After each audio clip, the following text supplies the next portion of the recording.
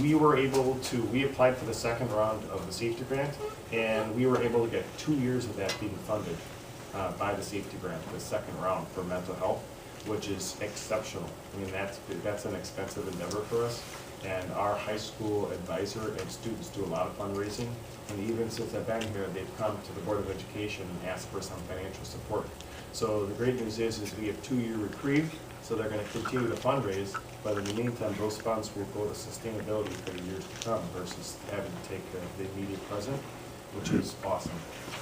So, and then also we did multiple workshops last spring for our middle school students to address bullying.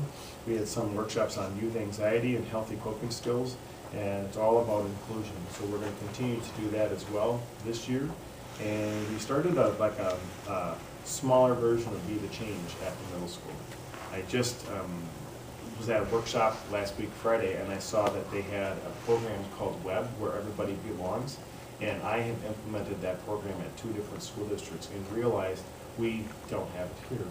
And we don't, it's a 3-8 building, so students don't transition into 6th grade, but they absolutely do transition from a 5th grade model to something different in 6th grade. So I would recommend that we look at that and we use some grant dollars to help bring that program to Mayville.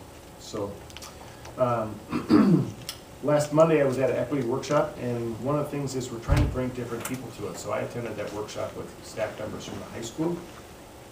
And then we have some high school staff members that are going to Beyond Diversity training this winter. All these things are free by the DPI. Almost every one of those that I've mentioned has either been funded by a grant or free for us. But it's great work, it's a great level of awareness, and it does trickle down to our students. So all of this is about building a culture that is beyond tolerance. So I see things about teaching tolerance, and I actually don't like the connotation, the meaning behind that. Like, I have to tolerate you, I don't really get that. So I have to include you. We have to be a part of this. And equity is not about equal. Equity is about everybody needs something different in order to have that access, in order to be successful in schools. And we need our students to help to be there with us. So this work of equity is not done by the district administrator or by a principal. It's really, the work is done by all of us. And the growth mindset initiative we have here in our district really is a strong foundation of all means all. So I just wanted to share that, hey, I think we're doing some really good work there. I think you as a board, you did support bringing a coach into the school district with Mr. Stan Davis and his consultation group. And we've had great experience with him. He came in, has worked with us twice. He's met with staff a couple times. He's met with parents in order to engage them at a different level. And all those experiences have been very positive. So we're gonna, we still need to talk about what our work will look like with him moving ahead. But he has given us great feedback, and we've appreciated our time. So now we've got our next steps with the Davis group. It'll come back to you when we discuss it. So all is good there. So this week, as far as what's coming up, just at a district level, we don't have school on Wednesday, Thursday, Friday. We've got Thanksgiving. And I think everybody could use it based upon the amount of illness. I hope everybody's good by the time it gets to their Thanksgiving dinner. We do have a leadership team. Last week, and Joe, I printed out a copy of it. Last week we had a presentation from the core team, and I thought it was well received by the board, so thank you for the feedback, and we had some really good questions, and expect follow-up, which is great. We want to follow up too, so they'll be coming twice a year, 3 times a year. At the beginning of the year saying, here's where we're up to, middle of the year, here's our experience up to this point, and the end of the year wrap-up. That's what the expectation is. Could I ask a question about being inclusive? It would be on our prior topic on this one. Is there any way to take a look at more hard data as far as we start enrolling kids in the school, and that's the time a lot of times that we get with parents and things like that, and or parent-teacher conferences, not so much at the high school but at our lower levels. Is there a way that we could even have parents and ask them to fill out a survey as they enroll their kids themselves? Do you know of any bullying problems with your kids? Do you know those types of, because I think a lot of times the information isn't going back and forth correctly. So a lot of times parents know more than the school does, yet they don't say anything for whatever reason. And maybe giving them an opportunity to say something. I'm talking at that, hey, was there any issues that you were aware of last year with your child type of thing? As we enroll them, ask a simple question and see if we can start that dialogue. One of the things is, Ted Knightsky and CISA 6, we were going to engage with him for his, it's called a continuous improvement model, and that's where our strategic plan is going to come out of. Sure. And with that, it's really important to have engagement surveys of staff, students, and parents. So there will be an opportunity. So he's going to meet with us in about a month with the administrators, and then he's going to have a follow-up meeting with the district court team, and then it's going to come to the board level, actually, too. And with that, I'll check into that, because there's automatic. My concern is how many, what percentage are we getting feedback on? Sure. Can we get that percentage higher? I'm thinking, is there opportune times to get that feedback? One of the things is, we just have to ask if we're willing to spend the money on it, but some of the school districts, when they do those surveys, they are actually doing them through another company to help get that feedback. So sometimes there's concern, like, I don't know if I want to share this or not. But if they do it through another third party, let it go, let it ride, you know? So, because like right now, if you do a Google form, we have the email that it's connected to. We can turn that email off and have it be anonymous. Sure. People don't trust that. Oh, absolutely, I understand. You know what I mean? Oh, I So understand it'd be that. like- I'm just trying to, what can we do to Sure. improve and be able to understand more about the relationship between our parents, our kids, and Yep. the school district, and how can we combine more, and how can we get more feedback? And I'm thinking of, is there appropriate times that we can get the Right. feedback, such as enrollment, was there issues last year, so on and so forth? Interesting. I will check, but my answer to you is. And I don't know. Yes. I don't know what that is. Yes, as far as getting more feedback. And we gotta embrace whatever it is, right? Sure. I can't sit here and say we're about continuous improvement and a growth mindset and not say we don't want feedback. So, yes. So let me work on that, and I'm committed to saying, absolutely, we're gonna be embracing those kind of opportunities coming up here.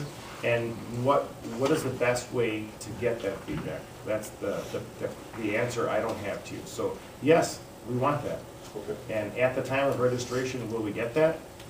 I don't know, because at the time of registration, actually, is a good time where they just want to come in, pay their fees.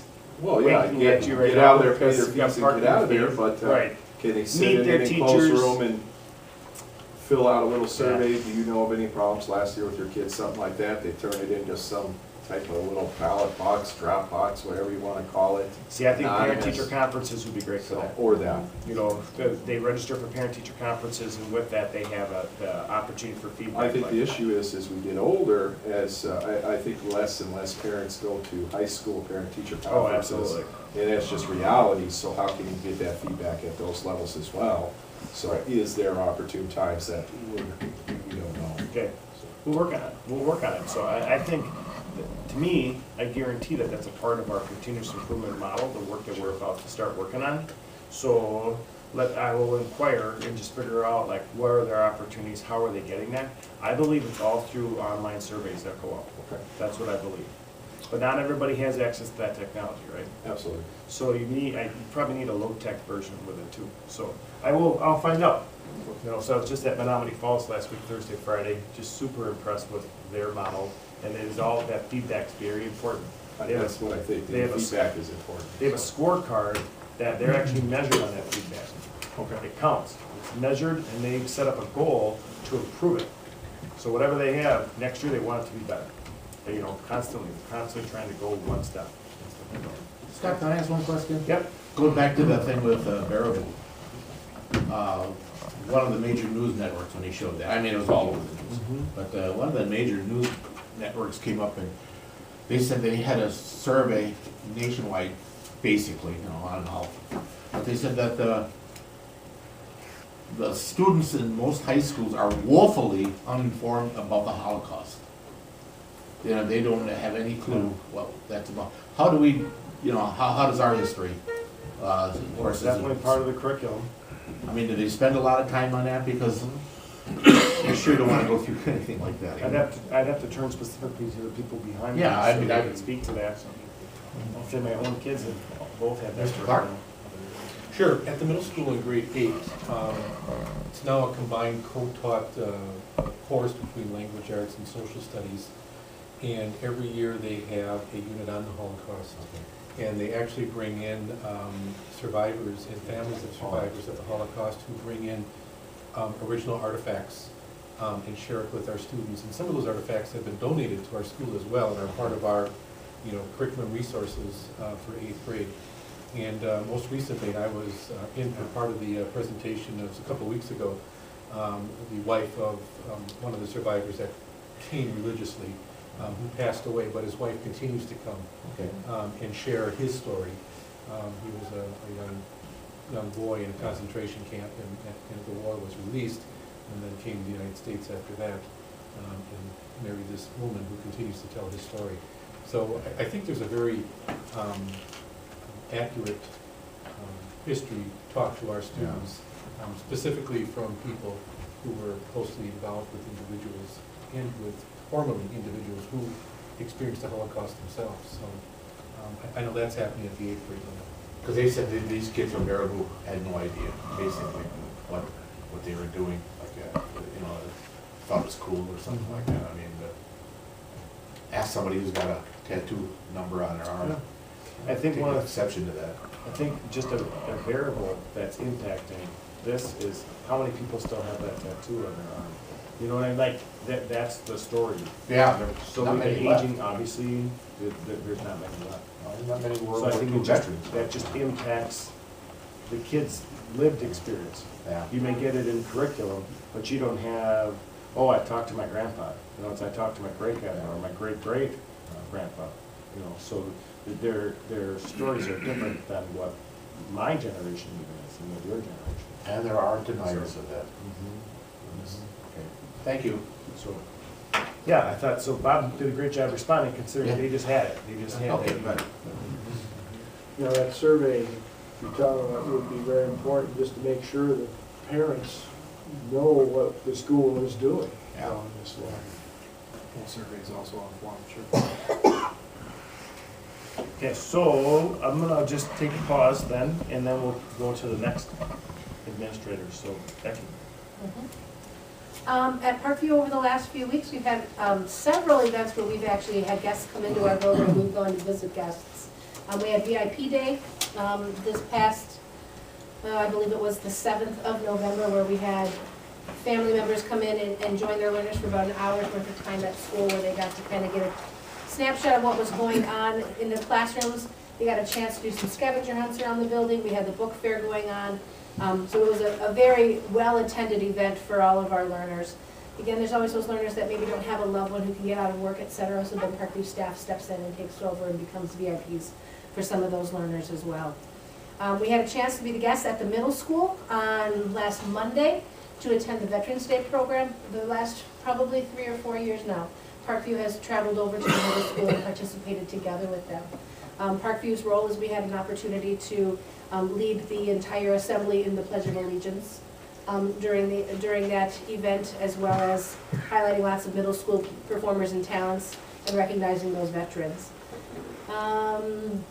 This last week, we had an opportunity for some professional learning for our teachers. We have made a concerted effort at Parkview to schedule in some, what we're calling them PVPD days, that focus on our 2 goals for the school year, which is a literacy focus and a numeracy focus. So this last Friday, with the help of Stacy Walworth, who's our math interventionist, and Karen Hulsema, who has become, we'll call her a reformed math teacher. She's really enjoying math. The 2 of them led professional development for our grade level teams. Each team got to spend about 2 hours with them working on great, quick, easy numeracy skill builders to take back to their kids. That is the one thing we have noticed when we look at data and as we pass our kids on to the 3rd grade. The kids need to have a stronger just sense of numbers and how they work. So we are working on that. So we have 2 more numeracy days still this year. We have 2 more literacy days that we will be doing as well. So I think we are benefiting from just getting a chance to work together as teams with very focused professional development that does focus in and zoom in on what our goals are for this particular school year. Tomorrow, another day that the teachers get to work, we're having a PBIS celebration day, so in the afternoon, our learners are watching, each grade level will be watching a different movie. That'll be supervised by our support staff as well as myself. While the classroom teachers, I get to come together in vertical teams and start working on making sure that our alignment is in place, and everything that we are focusing on teaching in kindergarten and second grade matches with what first grade needs from the kindergartners and what first grade needs to pass on to second graders. So that is the work that we are doing right now. Bob? Thank you. Just to add to our Veterans Day program, Parkview did come over and join us. We're very happy to have them with us. Our junior high choir performed several patriotic selections. Forensic team performed dramatic readings in honor of the event, and we do appreciate our local servicemen and women who were in attendance from the Legion Post 69, and we're grateful to Legion Commander Maureen Schulke and to the Legionnaires who attended. It was a very special event for our students. We have recently added a technology update to the front door of the Mayville Middle School. It's related to our entry system. It's people can come to the front door, enter, and then they're inside our foyer, if you can picture that, and then they turn to the left and there's a door to get into the main office. Now at the main office, there is a camera installed as well as a button to talk back and forth. Our old system just had a button to buzz, and you'd have to look through the glass to see what it was, and the button to open the door was between our two office people, and they both had to leave their stations to operate that button. Now, from their phone, they can talk to the individual, they can see the individual, and from a press button on their phone, they can release the lock on the door. As well, the camera is recording the individual, so if something would occur, then we have a recording of the person who was entering at that time as well. So that's an added security measure to the middle school, and it will make the office run more smoothly, screening guests and visitors to the middle school more efficiently. Our culture club took a field trip, led by advisor Tracy Weidlein, took the club to the folk fair at the Wisconsin State Fairgrounds on Friday, November 16th. Exposed those students to many different cultures around the world, and also all those cultures are part of what we call America today too, and many of the celebrations they observed and traditions are still celebrated by those groups within our own country. They had a good time. They found lots of educational opportunities as well as different foods to taste, and there will be some upcoming photos in the upcoming district newsletter to be shared when that is created. Our 8th graders recently took a field trip. The entire 8th grade traveled to 3 area post-secondary schools. That happened today. They visited Moraine Park Technical College, Marion University, and UW Fond du Lac. And what they did is they got a glimpse into continued education options after high school. Students in 8th grade teaching teams, along with our counselor, Ms. Grace Winter, attended this today. The activity is an example of how we at the middle school are meeting ACP, which is Academic and Career Planning Requirements, as set forth by the state of Wisconsin to the Department of Public Instruction. Upcoming events at the middle school, starting soon, right after the holiday break, we'll have contractors back in the middle school, and they're going to start to work on updating our PA system. And I don't know if we had much information about that, Mr. Sable? It's the PA system is antiquated, and through the second round of the safety grant, we were able to actually put a new one in. It wasn't part of the original referendum scope, and we didn't even really learn about it until we started to get Parkview's new PA system and figured out how great it was and all the bells and whistles it could do. So, but we learned what we can do with that system. Yep. So that's great news that we, again, got funding to support that and didn't have to take it out of the referendum. Part of the updates with this new system that we could not do before is we can communicate directly from the office to the classroom, and the teacher through the classroom to the office to the speaker in the ceiling. So there will be a microphone in there, and they don't need to go to a phone to do that, but we can buzz in, and right from anywhere in their room, they can speak up to the ceiling, and we can communicate back and forth. Additionally, each classroom through their phone will be able to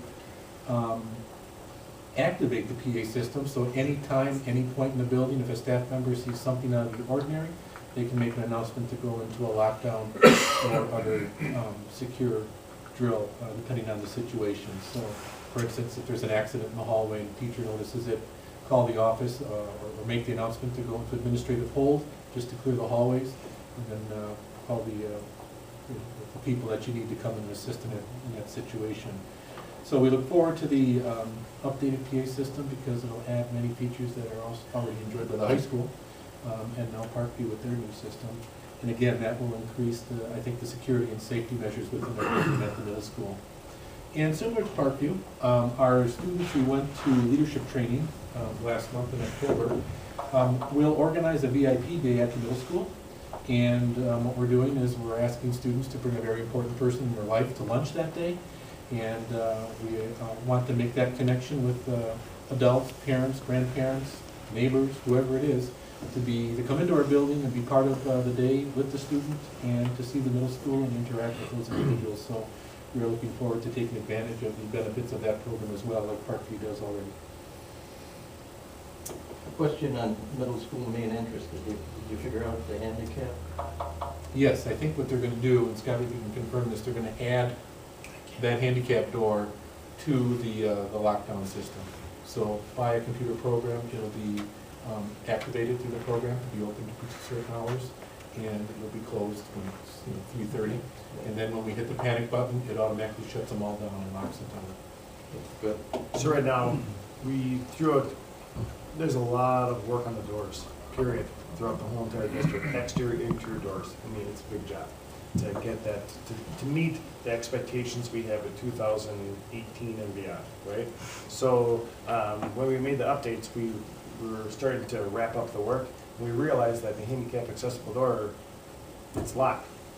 So like, it doesn't work because it's either programmed to be open 24/7 or locked. So we're fixing that. So it's part of our system. So it's good. Okay. All right, Lee. Okay, we too had our Veterans Day program. We had the opportunity to have 11 veterans stay with us and have lunch. So what we did is we started our program about 11:15, finished about 11:15 or so, and then we had 11 come down and join us for lunch, which is nice. Tom Nennig helped us out with that with the Interact Club. Trina Reichert was our guest speaker. She's a former Mayville grad who served, and she spoke to the importance of leadership, whether you're in the military or not, and it was really well received by our kids and staff. Scott has just handed out to you a report that we get annually toward the end of October, which is the ACT score report. Wisconsin, we received 2 ACT scores. One we have is called the statewide score. That's what we take our junior year as part of the Wisconsin assessment system. So later on, when we make a presentation here, when we speak to the district report card, the statewide junior score is what impacts our report card. This is a graduate score. So basically, what you see on there is the grad year was the class of 2018. So the kids that are currently freshmen in college or 1 year out of high school, that's the score they receive. And I always preface this is that the impact of this score on a report card takes into about 3 or 4 other factors in its impact on the report card, where this report for the graduate score is simply the score. There's nothing weighted about it or targeting demographic groups or things like that. So as you see, the 5-year trend is starting to trend a little back up. The thing to remember here is that the graduate score is the last score a student may take. So Joe Smith may take one in February of his junior year, and then he may grab one the summer between his junior and senior year, and they may take another one their senior year, but it is the last score that they take. Now, a university, they try their best to take their highest, okay? And what we do like to have our kids retake the score. We did a little research this past fall. I think we had 13 students retake the ACT from February of their junior year to now of their senior year. And of the 13 that took it again, 11 of the 13 went up by minimally 1 point. We had 2 that went up 3 or more points, that's very rare air as we call it, but it did happen. So what we've learned from that data is there are certain reasons that the kids, when they retook it, either felt more comfortable, felt more prepared, a variety of things, but we're gonna use that as a preparation method for this year, because the bottom line is the more the kids can see the test, the more they can prepare for it, the more they know the timing, so there are predictable factors